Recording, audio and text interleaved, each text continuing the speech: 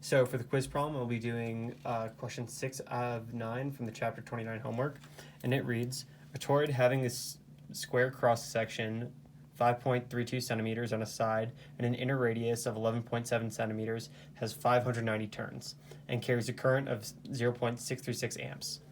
The question asks, what is the magnitude of the magnetic field inside the toroid at part A, the inner radius, and part B, the outer radius? So for the setup, I did a very rough drawing of the toroid, and I kind of marked from the center. The inner radius is from like here to here, and I labeled that as 11.7 centimeters. And then the outer radius is basically just whatever the inner radius is plus how thick the toroid is.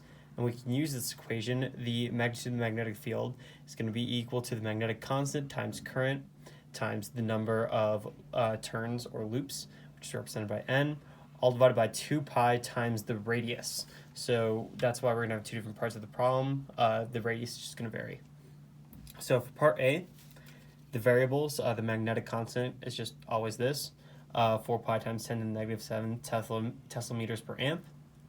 And then the problem actually tells us the other constants. So for our current, it's 0.636 amps, like it says there. Our turns is going to be 590. And then the inner radius is 0.117 meters. It gives us in centimeters, but this problem wants meters. So in order to solve this problem, I just plug in the variables to this equation. And you get the magnetic field. And an important thing to note when you're doing this problem is that you know that the magnetic field is going to be measured in Teslas, so you can see that all the units are actually going to cancel out as well. You've got Tesla meters divided by amps. We multiply that by amps, gets rid of the amps, and when you divide by meters, gets rid of the meters, and the only unit left is Teslas, which is what we want in our magnetic field. So once you plug in all of these values, it simplifies out to 6.41 times 10 to the negative 4th Teslas. So moving on to part B.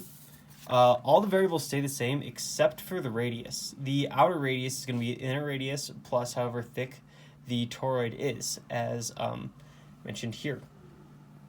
And since it's a square cross section and it has 5.3 centimeters on the side, we know that the toroid is 5.32 centimeters thick. So we can add these two values in meters and get a new radius, the outer radius, of 0.1702 meters. And again, you could use the same principle of just plugging in these values to this equation over here. And then from there, again, you could look at the units and notice the amps will cancel out, meters will cancel out, and you're only left with Teslas, and you get an answer of 4.41 times 10 to the negative 4th Teslas. That is your answer for part B.